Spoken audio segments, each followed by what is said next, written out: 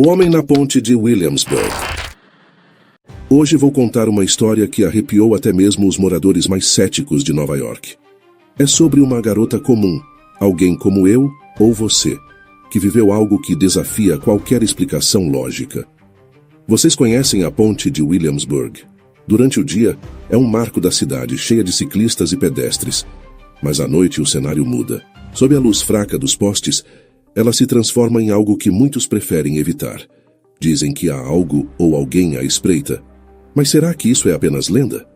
Bem, deixem-me contar a história de Natalie. Natalie era uma jovem de 24 anos, recém-chegada a Nova York. Ela trabalhava como designer gráfica em um pequeno estúdio no Brooklyn. Depois de uma longa semana de prazos estourados e noites mal dormidas, decidiu visitar uma amiga no Lower East Side.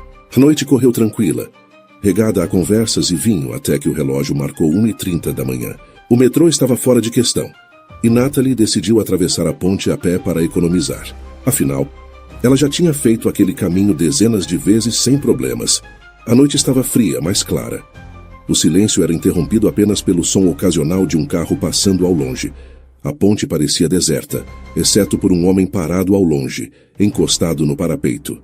Ele não parecia suspeito à primeira vista, mas tinha algo de desconcertante nele. A forma como estava inclinado, como se seus membros não dobrassem da maneira certa. Você já teve aquela sensação de que algo não está certo, mesmo sem saber exatamente o motivo? Natalie sentiu isso, mas ela se forçou a ignorar. É só um cara estranho, pensou. Acelerou o passo, o som de seus sapatos ecoando no concreto da ponte. Quando estava a cerca de 20 metros dele, percebeu que o homem estava balbuciando algo, mas não dava para entender. Ei, já ouviram falar daquele truque que nosso cérebro faz quando ele tenta preencher o silêncio com sons que não existem? Bom, Natalie jurava que ele estava dizendo o nome dela. Natalie diminuiu o ritmo, o coração batendo mais rápido. Não era possível que aquele homem soubesse seu nome. Ela apertou a alça da bolsa, considerando se deveria dar a volta e voltar pelo mesmo caminho. Mas algo nela, talvez o orgulho ou a relutância em parecer assustada, a impediu. Quando ela estava a poucos metros dele, o homem finalmente levantou o rosto. Sob a luz fraca do poste mais próximo, Natalie percebeu que havia algo errado. Muito errado. A pele dele parecia esticada, como se não coubesse direito em seu crânio. E os olhos eram fundos demais.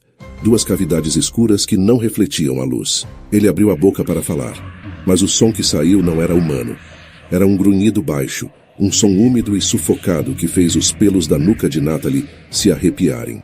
Boa noite, Natalie, ele disse com uma voz distorcida, como se duas pessoas estivessem falando ao mesmo tempo. Agora me digam, o que vocês fariam? Continuariam andando, tentando ignorar aquilo, ou correriam como se a própria morte estivesse atrás de vocês? Natalie recuou instintivamente, tropeçando em um buraco no concreto. Seu coração estava disparado, e ela podia sentir o gosto metálico do medo na boca. O homem começou a andar em sua direção, mas seus passos eram erráticos, como se ele não soubesse ao certo como usar as pernas. Ela girou nos calcanhares e começou a correr. Não sabia para onde, só sabia que precisava se afastar. Seus sapatos batiam no chão da ponte, com um som ecoando como um tambor acelerado. Atrás dela, ouviu o som de algo pesado arrastando no chão, como se ele estivesse seguindo, mas de uma maneira impossível. Quando olhou para trás, quase se arrependeu. Ele estava a poucos metros, movendo-se rápido demais para alguém que parecia estar apenas andando.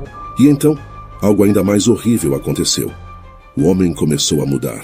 Seus braços se alongaram, as juntas pareciam deslocar-se, e sua boca se abriu em um sorriso largo, impossível, cheio de dentes que não pertenciam a nenhum ser humano.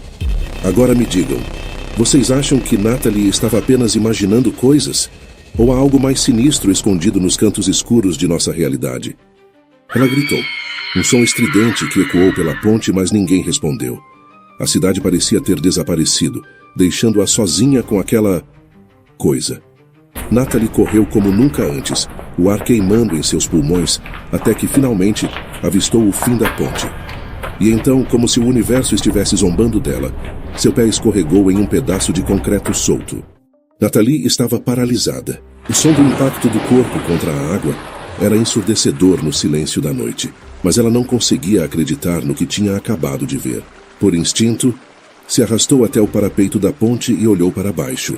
As águas do East River eram agitadas, refletindo a luz da cidade ao longe. Não havia sinal dele, nenhuma onda, nenhum vestígio de que algo ou alguém tivesse caído ali. Ela tentou se convencer de que o homem, ou o que quer que fosse aquilo, realmente havia desaparecido. Isso é Nova York, pensou. Aqui as coisas bizarras acontecem o tempo todo. Mas havia algo dentro dela que dizia que aquilo não era uma coincidência, e o arrepio na espinha não era só medo, era uma advertência. Quando finalmente reuniu coragem para seguir em frente, sentiu uma leve pressão na mão. Olhando para baixo, viu algo que não estava ali antes, uma marca vermelha em sua pele, como um símbolo. Parecia uma linha reta cortada por 3 semicírculos irregulares. Era quente ao toque, como se tivesse acabado de ser queimada. Agora me digam, como vocês reagiriam se acordassem no dia seguinte e aquilo ainda estivesse lá? Será que Natalie estava marcada? Ou foi apenas o resultado de uma queda numa noite de tensão? Natalie correu o restante da ponte sem olhar para trás. Quando finalmente chegou ao outro lado, encontrou uma pequena loja de conveniência ainda aberta. O dono, um homem mais velho com olhos cansados, a olhou com estranheza, enquanto ela entrava ofegante e coberta de sujeira. "Você está bem, senhorita?" perguntou ele com uma voz carregada de preocupação. Natalie não sabia como responder. Ela apenas balançou a cabeça e estendeu a mão com a marca para mostrar ao homem. Ele franziu o rosto, puxando os óculos para enxergar melhor. Mas, ao olhar para a marca, sua expressão mudou de preocupação para puro terror. "Você viu ele?" "Ele quem?" perguntou Natalie com a voz trêmula. O homem não respondeu. Apenas fez o sinal da cruz e recuou, como se ela estivesse contaminada por algo ruim. Ele murmurou algo em espanhol, algo sobre El Marcado e La Señal. Natalie não esperou para saber mais. Saiu correndo da loja, ignorando os olhares confusos de quem passava por perto. Quando chegou ao seu apartamento, trancou todas as portas e janelas e passou o resto da noite olhando para a marca em sua mão, esperando que desaparecesse. Mas ela não desapareceu. Com o passar dos dias, coisas estranhas começaram a acontecer. O som de passos em seu corredor à noite, embora ela fosse a única no andar. Reflexos de um rosto familiar nas janelas do metrô, que desapareciam antes que ela pudesse focar seu olhar. E claro, a marca. Ela parecia mais viva a cada dia, como se estivesse crescendo ou pulsando, um lembrete de que ela havia cruzado um limite naquela ponte, um limite obscuro e nefasto. Agora eu pergunto para vocês, se fosse uma amiga contando essa história, vocês acreditariam nela? Ou achariam que era apenas mais uma lenda urbana de Nova York? Talvez Natalie tenha inventado, ou talvez ela tenha trazido algo de volta com ela. Quem sabe? Mas se vocês estiverem atravessando a ponte de Williamsburg tarde da noite e virem um homem parado no parapeito, pensem 2 vezes antes de se aproximar.